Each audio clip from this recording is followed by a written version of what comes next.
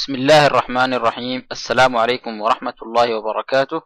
نقدم لكم في هذا الدرس شرح لكيفية رفع موقع مصمم عن طريق برنامج الفرونت بيج.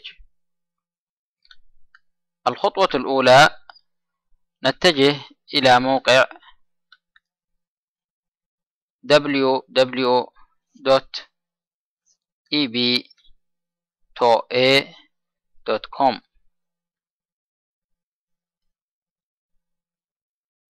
لنقوم بالتسجيل في هذا الموقع، حيث أن هذا الموقع يدعم الفرونت بيج بشكل كامل. ننتظر إلى أن يفتح الموقع.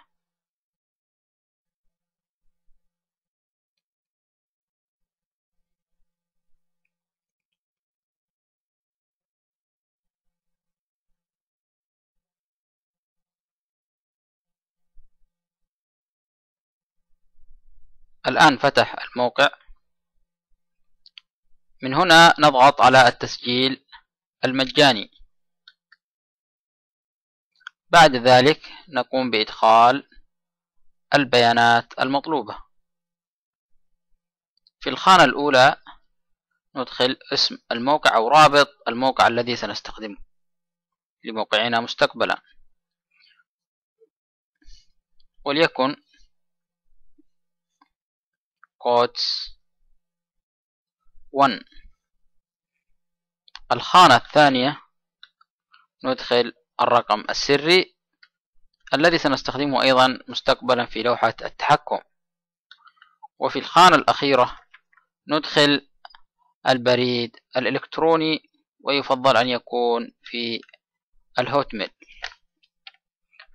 ثم نضغط على تسجيل.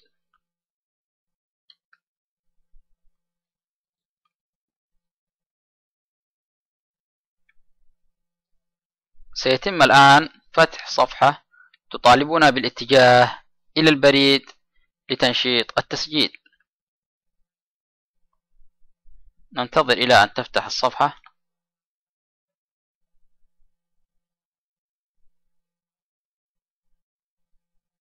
نلاحظ الآن المطالبة بالذهاب إلى البريد لتنشيط التسجيل. إذن الخطوة الثانية، نفتح البريد، وكما قلنا يفضل أن يكون الهوت ميل.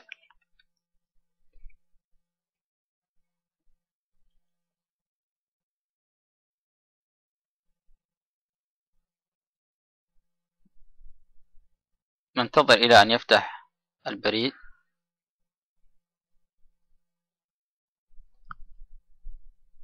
الآن فتح البريد.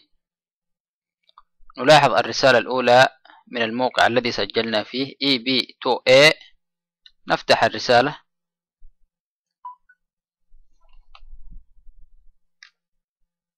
نلاحظ وجود رابط مرسل من الموقع الذي سجلنا فيه. نضغط على الرابط لتنشيط تسجيلنا في الموقع.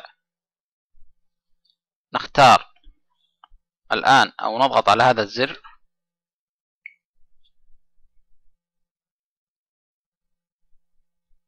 ننتظر الآن عدة ثواني حتى يتم تنشيط التسجيل.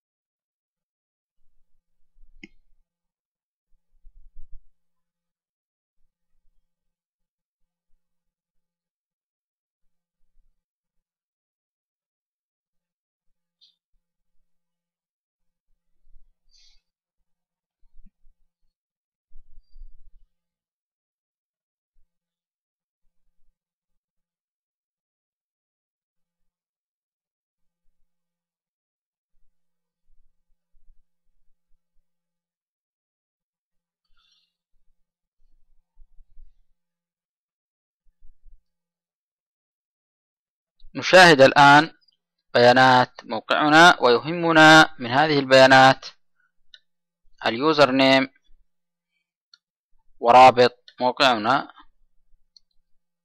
الذي سجلناه مسبقا codes1.ab2a.com. يجب علينا الاحتفاظ بهذه البيانات. الخطوة الثالثة، نعود إلى الصفحة التي سجلنا منها ونضغط على أيقونة لوحة التحكم،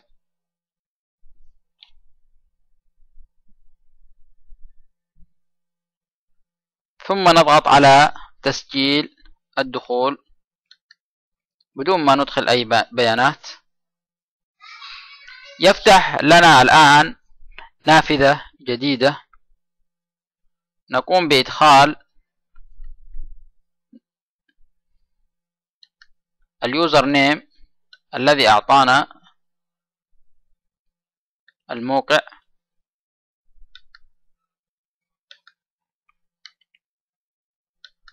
وكذلك ندخل الرقم السري، ثم نختار اللغة العربية، ثم نضغط على لوج إن.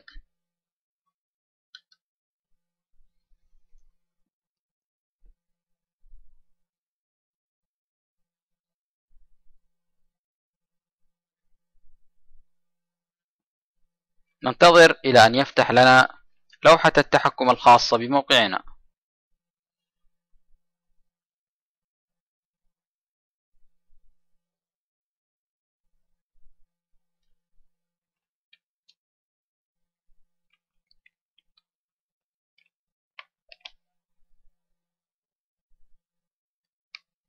تم الآن فتح لوحة التحكم.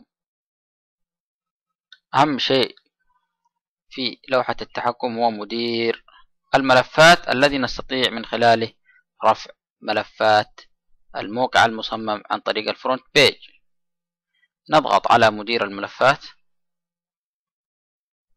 ليفتح لنا نافذة جديدة. نلاحظ وجود عدة ملفات في هذه النافذة. يهمنا هذا المجلد، نفتح هذا المجلد.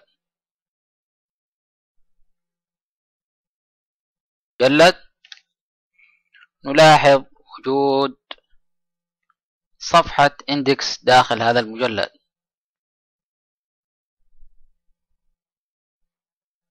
لابد أن نقوم بحذف هذه الصفحة أولا. نضع علامة صح هنا، ثم نضغط على حذف، ثم تأكيد الحذف.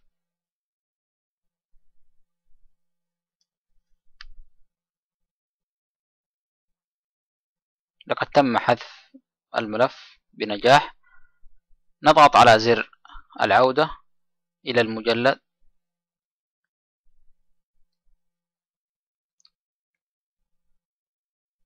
الآن نقوم بالضغط على الرفع لنقوم برفع ملفاتنا على المجلد htdocs. نضغط على تصفح، ثم نقوم باختيار الملفات المحفوظة أو المصممة عن طريق الفرونت بيج. نختار index، ثم تصفح مرة أخرى ونختار page 1.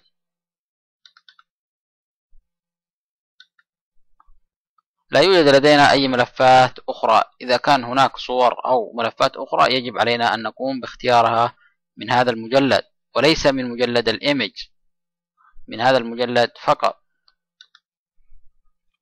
نقوم الآن باعتماد البيانات.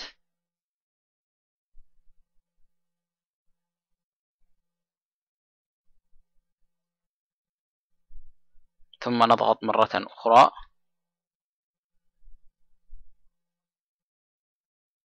تم الآن رفع جميع الملفات على الموقع.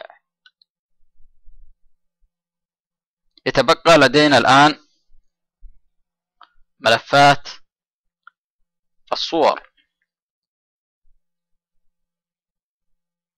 لابد من إنشاء دليل جديد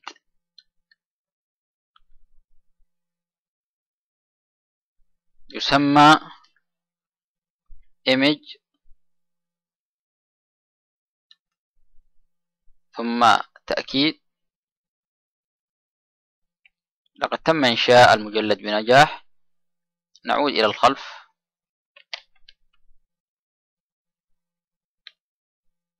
الآن نقوم بفتح مجلد الإيمج لنرفع الصور على هذا المجلد. نضغط على الرفع ثم تصفح وندخل إلى مجلد الإيمج لنختار جميع الصور صورة صورة حتى ننتهي منها جميعا. الصورة الأولى ثم نختار الصورة الثانية ثم الصورة الثالثة ثم الصورة الرابعة ثم الصورة الخامسة ثم الصورة السادسة ثم الصورة السابعة. أيضا يوجد لدينا بعض الأزرار لابد من اختيارها جميعا. جميع الصور والأزرار لابد من رفعها حتى يعمل معنا الموقع بشكل صحيح. الآن بعد أن وضعنا الصور والملفات هنا نضغط على اعتماد البيانات حتى يتم رفع الصور والأزرار على مجلد الإيمج. ننتظر إلى أن يتم الرفع.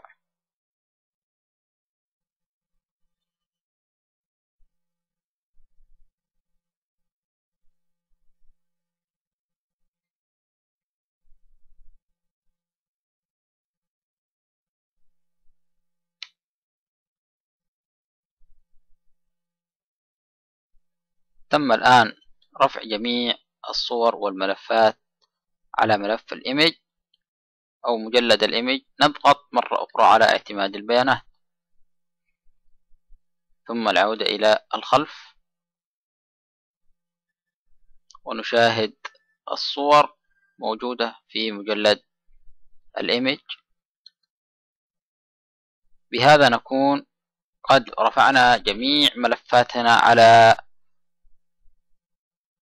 الموقع. هناك ملاحظة مهمة جدا ألا وهي أسماء الملفات لابد أن تكون باللغة الإنجليزية، وكذلك أسماء الصور لابد أن تكون جميعها باللغة الإنجليزية بحروف أو أرقام إنجليزية، لأن إذا كان هناك صور باللغة العربية لن تعمل في الموقع.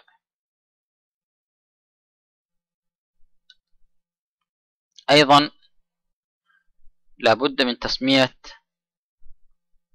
الصفحة الأولى باسم index.htm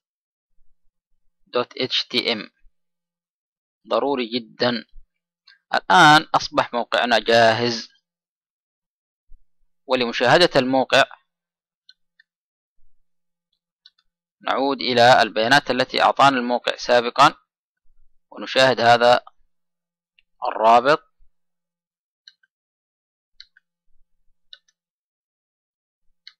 هذا رابط الموقع. نشاهد هل الموقع يعمل بشكل صحيح.